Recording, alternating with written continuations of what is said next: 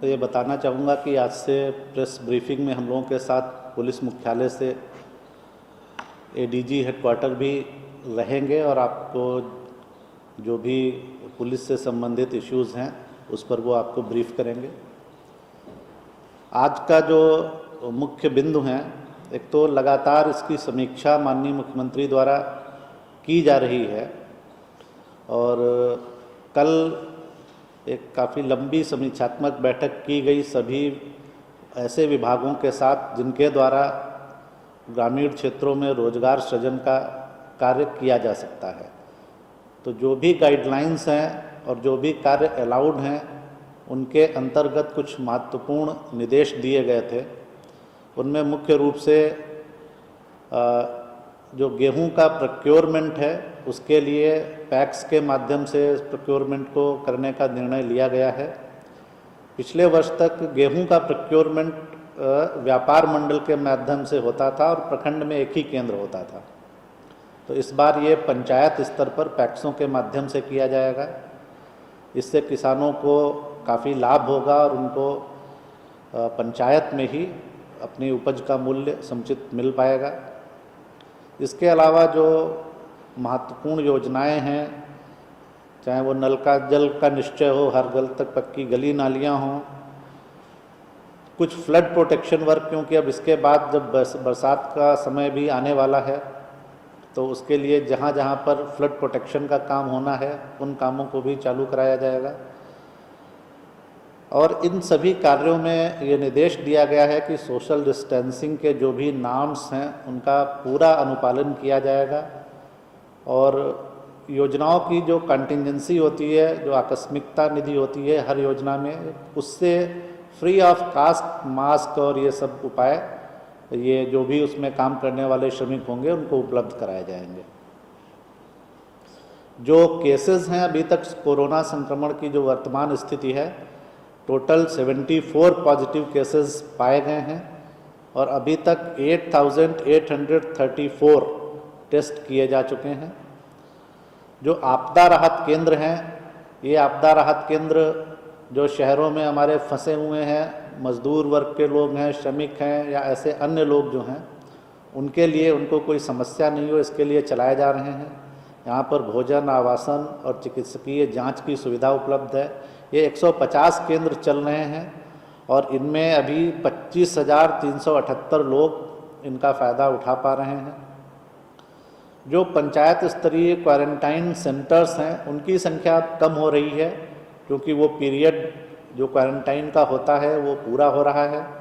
आज की तिथि में अभी 1460 पंचायत स्तरीय क्वारंटाइन केंद्र हम लोगों के चल रहे हैं और उनमें अभी 13,742 इतने लोग आवासित हैं।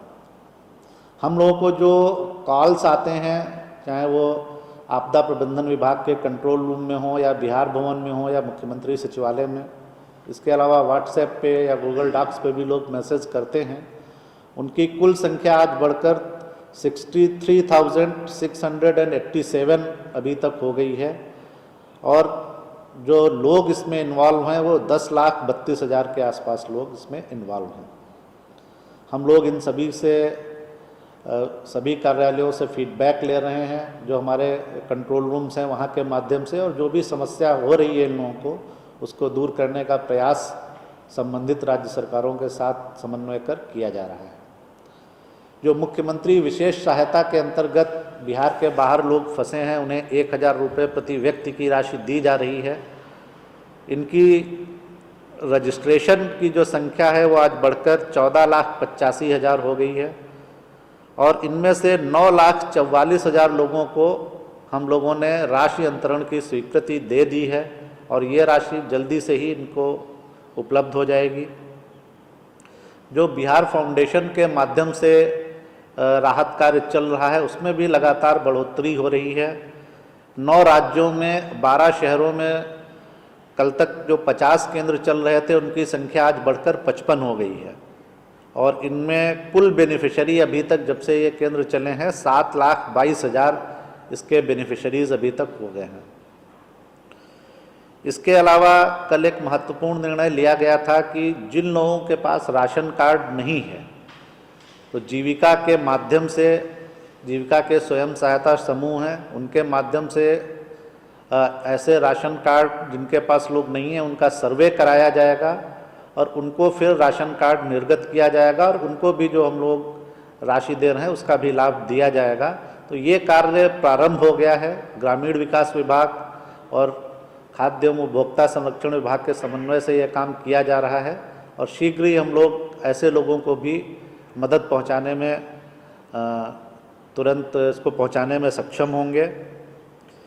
जो रिजेक्टेड और पेंडिंग राशन कार्ड्स की समीक्षा की जा रही थी वो काम भी काफ़ी हद तक हो चुका है और हमको लग रहा है कि बहुत जल्दी वो काम भी पूरा हो जाएगा। तो एक जो ये इशू आ रहा था कि जिन लोगों के पास राशन कार्ड नहीं है उनको कैसे मदद होगी, तो ये इस इशू का भी समाधान शीघ्र ही हो जाएगा। हमको स्ट्रिक्टली एनफोर्स करने के लिए पुलिस ने जो कदम उठाए और जो कार्रवाई करने की आवश्यकता पड़ी उसके बारे में पहले मैं बता देता हूं, फिर उसके बाद कुमुलेटिव रूप में अभी तक कितना अचीवमेंट रहा है और क्या उपलब्धि रही है वो मैं बता दूंगा। लॉकडाउन को एनफोर्स करने के लिए आज 12 बजे तक पिछले 24 घंटे में कुल 45 कांड दर्ज किए गए हैं। 84 व्यक्तियों की गिरफ्तारी की गई है जो लॉकडाउन में संलिप्त थे। वाहन जो एग्जेम्प्टेड कैटेगरी में नहीं थे वो जो है अनावश्यक रूप से सड़कों पर थे, तो ऐसे वाहनों जिन पर फाइन किया गया, जिनको सीज किया गया उनकी संख्या है 1227 और कुल 31,89,300 रुपए का फाइन उनसे वसूल किया गया है वाहनों से। और अब तक जो क्युमुलेटिव फिगर है उसको ये है कि अभी तक 1123 केसेस दर्ज किए गए हैं, 941 व्यक्तियों की गिरफ्तारी की गई है, 24,260 वाहन सीज किए गए हैं और वसूल किए गए फाइन है 5,67,00,000 के करीब है। ये हमारा अभी तक लॉकडाउन को एनफोर्स करने के लिए की गई कार्रवाई का है। कल औरंगाबाद जिले के गो थाना क्षेत्र में घटना हुई थी जिसमें स्थानीय टीम और मेडिकल टीम को एक अकौनी गांव में हैरास किया गया था और उनके साथ वायलेंट मीन्स का प्रयोग किया गया था उनको अवरोध करने के लिए। तो इस संबंध में 3 कांड दर्ज किए गए हैं और 44 अभियुक्तों की गिरफ्तारी की जा चुकी है। और इसमें हमारा जो है स्पष्ट निर्देश और संदेश है कि कोई भी जो चाहे लॉकडाउन अथवा कोविड-19 के संक्रमण को रोकने के लिए जो प्रयास उठाए जा रहे हैं, कदम उठाए जा रहे हैं, उसमें कोई भी अवरोध पैदा करेगा तो उसको सख्ती से निपटा जाएगा। तो बाकी जो बचे हैं अभियुक्त उनकी भी गिरफ्तारी टीम बना करके की जा रही है और ये हमारा संदेश।